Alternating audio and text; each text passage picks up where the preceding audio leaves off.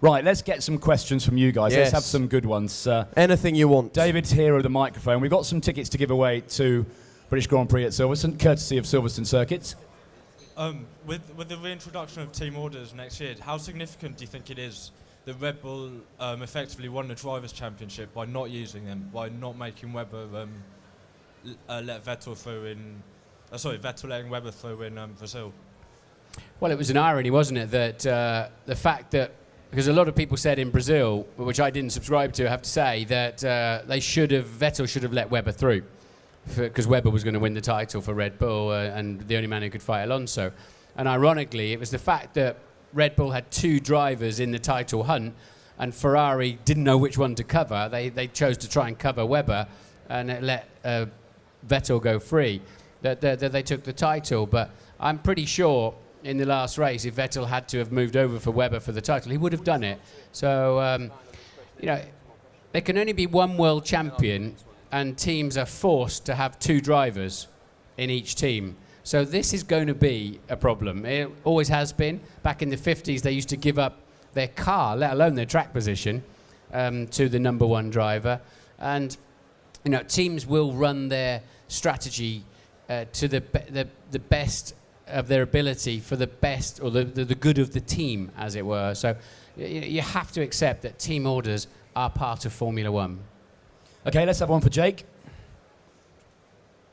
What will you bring different to the commentating from Jonathan Ledger? What differently will the commentating be now you're doing it? What difference? How will I commentate differently? Well, I've got to change my software up here, and I've got to think about the colour commentary, as it were. I've got to paint the picture, tell the story. My experience of 14 years is that people take their Formula One very seriously, therefore they take their commentary seriously. We've got to add value. That's why I like using a bit of humour, some one-liners, because they're little magpie pieces, they're shiny pieces of information people take away with them. But David's now going to be the expert wizard. He's stepping into my shoes, but I'm not going to pretend I don't know what's happening, so we'll debate it. When we did a screen test, it was based on the Australian Grand Prix. The first thing that happened was the crash in the first corner between Alonso, Jensen, and they caught Michael Schumacher as well. Me and DC disagreed straight away on whose fault it was. We are not going to be up there to agree with each other all day long. We are, but it's not about David and myself. It's about Formula One and the fans. We're there to tell the story. And so therefore, it is a different job for me. I'll come at it differently. My job is to paint the picture. The way I see it is I paint the basic outline of the picture. David fills in the detail. I'll frame it and hand it back to the audience. And that's how I see my new job. And I'm already thinking about how I'm going to structure my weekend at a Grand Prix. I've got to go to a lot more of the press conferences. I've got to have a lot more general information to give you and leave David to fill in the specific bits. Don't worry, Martin. I'll tell you what you need to know. Thanks. Don't forget, Murray Walker and James Hunt made a fantastic job out of disagreeing.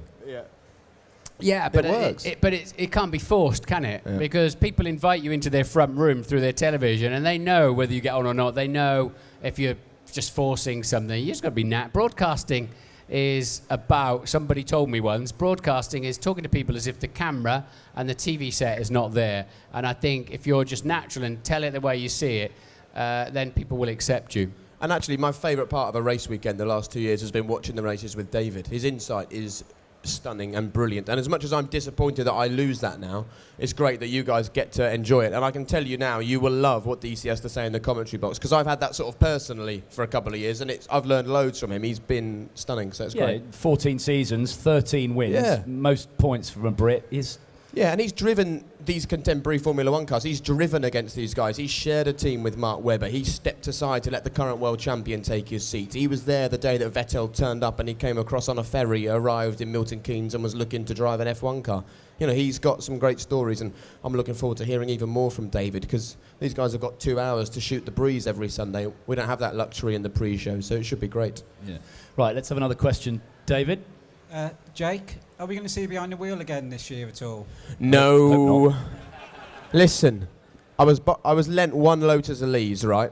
I crashed it in qualifying. I crashed it twice on the first lap, and I came last in a race. I think that is enough driving from me. I like talking about it, but I quite simply can't do it. So I think I'm probably best to steer well clear of a car. Unless Martin wants to lend me one of his to drive. He's got a couple of nice cars. Maybe the E-Type that we took to Spa. Yeah, he tried to drive my E-Type going to Spa. I'm like, no, I said to you're him, not can I coming anywhere have a near the little key." go? It's only a straight line. He's like, no way. So we just put the tunes on, did a bit of headbanging, didn't we? And he made me clean it on the Eurostar as well. Martin, you're having another go. You're doing the Daytona 24 hours. Yep, 2 weeks today. What will it be? Approaching 8:30 in the morning. I hope we're still in the Daytona 24 hours. Mark Brundle and myself racing with Mark Patterson and Zach Brown. We were testing last weekend in Florida, and it all went quite well. We're not going to win the race, but I think we could do reasonably well. It's going to be tough. It's the hardest race I did as a professional. I won it 23 years ago when I was slightly slimmer and definitely fitter. So I think it'll be quite sweaty. It's a 12-hour night there in Florida this time of the year. So the sun won't long have been up now. And I just, my experience of 24-hour races is somehow stay somewhere near the leaders until the sun comes up and then the race starts. I mean, you're going to be doing, at Le Mans, you do the equivalent of a whole Formula One season in a day. That's how intense 24-hour races are. I love a 24-hour race at the end. I don't like them at the beginning. Right, we've got one here. Martin, was there a pivotal moment in your life that drove you down the motorsport route? Do you know what? I said it earlier on another stage, was coming to this show with my dad when I was less than 10 years old. I can't, 6 or 7, I'd guess. I'm wandering around and seeing the Wolf Race wheels as well, and the Lotus Cortinas and all the things that were there, and it really motivated. My dad was a rally driver as well, an amateur rally driver, but it just absolutely motivated me to get involved. My uncle used to take me to stand on the bank at Silverstone and watch Jim Clark and Jackie Stewart. I never had the privilege of meeting Jim Clark. Jackie Stewart is one of my closest friends now. I never imagined standing on the muddy bank on a box at Cops that I would one day meet the man that was and become friends with the man that was driving. So, your determination is, and if you brought youngsters along today, well done, because it does motivate them, and that's boys and girls, because there's plenty of roles in the British motorsport industry is £5 billion a year, and it's really worth getting involved in. It's a very exciting place to be. I feel like that about you, Martin. When I was standing on a box at Cops, aged 12, and you beat Ayrton Senna. Oh, really? There you go.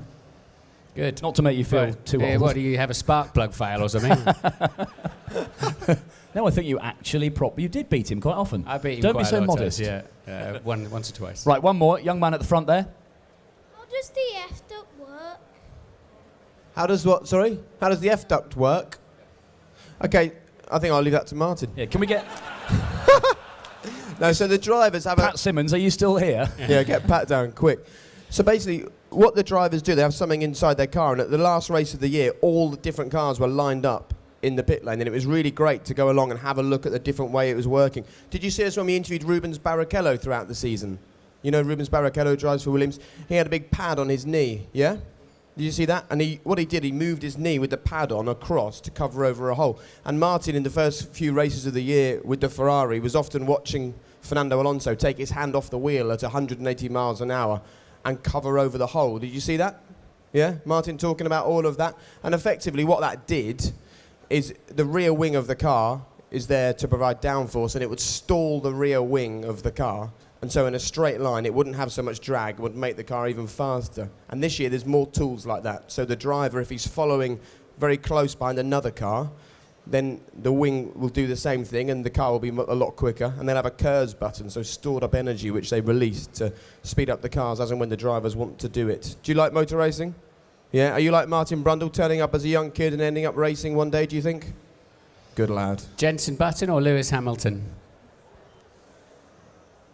Are you a Jenson or Lewis fan? Jensen. Nice. Right, a round of applause for the young man. He's going to the British Grand Prix Oh, well done. for all 3 days, courtesy of Silverstone Well Circuit. done. Well done, my Top friend. man. We'll see you there. You asked a question that Martin Brundle couldn't answer. I reckon he's the McLaren employee that designed the F-duct, and he's just turned up to test our knowledge, isn't he? The old man smiling behind you, you don't have to take him. No, take your girlfriend. Don't take your dad. Right, let's. The tickets have gone, I'm afraid, but it's still a good thing to get a question to these guys. Any more? Up to you, Dave. Hi, I just want to ask, last season, the bottom 3 teams were the new 3 teams. Didn't score any points. Do you think they will this year? Yeah, I mean, I said yesterday that I think it's put up or shut up time for the new teams now, because it was an excuse that was perfectly valid. We're a new team, you know, we're brand new to Formula One, and I think you look at them and you say that Lotus, and I have a lot of time for Lotus and the Tony Fernandez setup. They spent money, they got experienced race-winning drivers. Mike Gascoigne's been around a long time and knows how to design a Formula One car. They're talking about building a wind tunnel in Hingham. I'm proud they're using a lot of good Norfolk workmen and engineers and technology to build their cars. And they did a great job, and they've invested a lot for this new season. Virgin are still saying that designing a car on a computer rather than a wind tunnel is the way to go, so we'll see. And I think both of those teams are sort of have no excuses now. They need to be substantially quicker. And I think we'll sort of wait and see what happens with Hispania Racing. You know, they're a very difficult team to read, really. You never really know what's going on there, despite asking questions and trying to get the right information. But I think that we shouldn't... I think we need new teams coming into Formula One. We need new blood. We shouldn't be kicking new teams coming in because they're not as fast as Ferrari and McLaren. Well, of course they're not as fast as Ferrari and McLaren, but they bring in new young drivers. They bring in new blood to the sport. They give us something else to watch. And in the rain, in a race of attrition in Spa, pick up a point, and it's great. You look at Force India taking pole position when we were in Spa a couple of seasons ago. Great story, fascinating, and I think the sport needs that.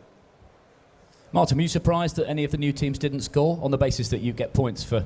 If you finish just about, you can get a point now. Yeah, the top 10, I mean, it's sort of like a, I don't know, school lucky dip is how I described it. Everybody goes home with a prize. But I remember when it was hard to get in the top 6 to get a point. But because the reliability of the top cars is so good now that, you know, the top 10 places are almost certainly going to be locked out by the teams with the biggest resource. I'm a lot more surprised that all 6 of the new cars got to the first race, and even more surprised they all got to the last race, frankly. And I'm a supporter of having them there. I mean, we found Fernando Alonso and Mark Webber in a Minardi. Ayrton Senna started in a Tolman. Michael Schumacher in an early Jordan. I started in a Tyrrell. And you need those lower teams for the fresh blood and to provide some interest. We don't want 4 or 5 teams running 4 cars each. It just wouldn't be Formula One. So I'm a big supporter of the new teams, but Jake's absolutely right. The excuses have gone now. They've got to get. They were on average about 3.5% to 4% slower than the front-running teams, the pole position, let's say. They've got to at least halve that, I would say, and score some points to answer your question in 2011. Otherwise, they've not done their job.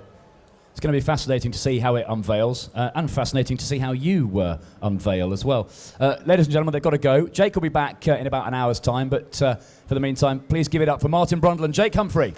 Glad to see you, everybody. Thanks a lot, guys, and thanks for your continued support of the F1 on the BBC. Really appreciate it. Thank you. Cheers. Thank you, fellas.